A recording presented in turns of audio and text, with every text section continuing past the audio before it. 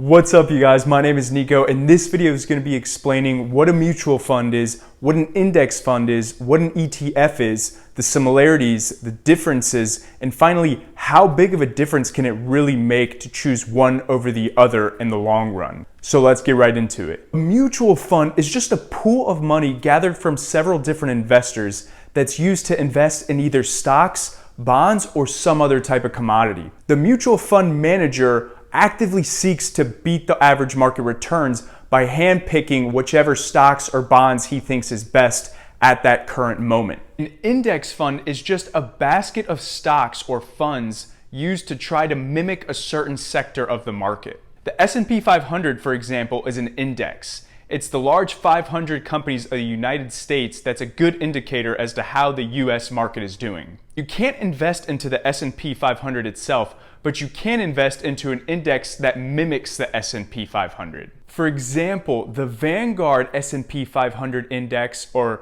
VFINX, mimics the S&P 500.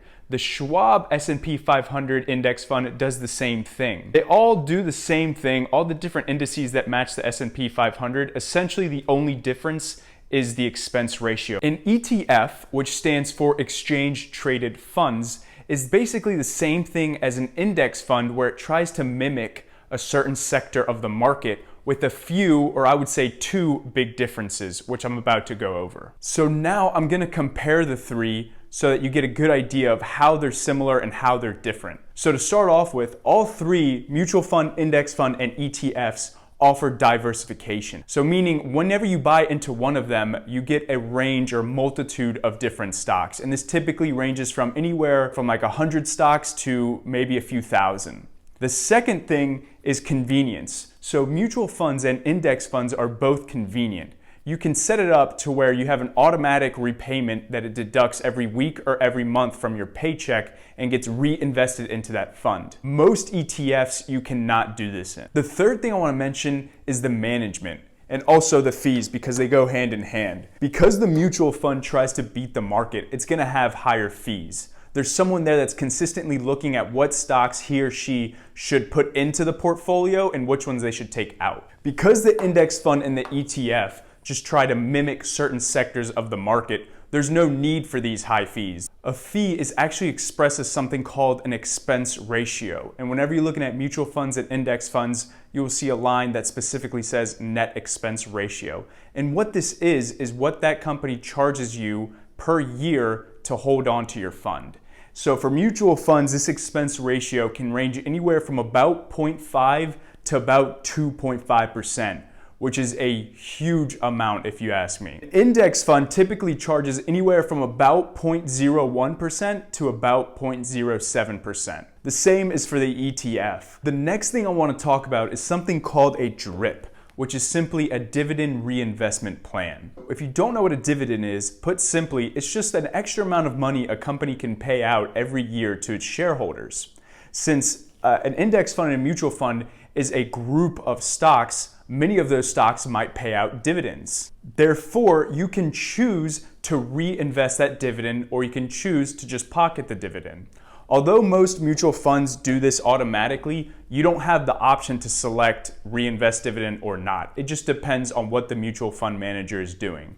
And you can find this if you read more in depth into each individual mutual fund. ETFs, on the other hand, they do not, or the vast majority of them do not offer any type of reinvestment plan. If you want to reinvest the dividends from an ETF, you would have to manually go in and buy more shares as you obtain more dividends. The last thing I want to mention is how an ETF is different from an index fund in that it trades like a stock. So Monday through Friday, during normal trading hours, you can trade or buy or sell an ETF as if it were a stock. An index fund, however, only trades once after each market close of that day. The reason I like the index fund in this sense over ETF is because you're less likely to act on impulse. It's important to note that even though mutual funds have professional managers that seek to beat the market, most of the times the market will win, especially in the long run.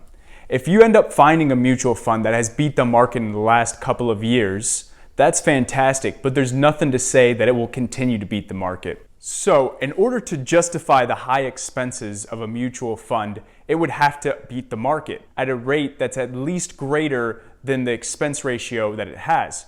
So I personally prefer index funds over mutual funds. But then again, that is my personal opinion. And I know you guys care about my opinion. Or maybe not.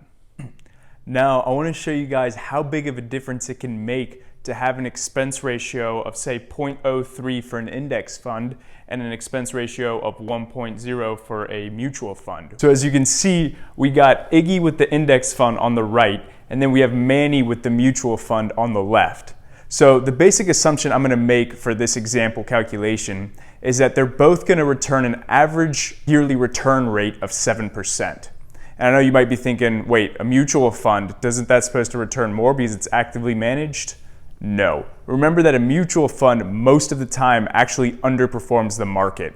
So if they both save up $5,000 to put down as their initial investment, and they both put down $160 every single month for the years to come, Iggy and the index fund would end up a total of $454,600.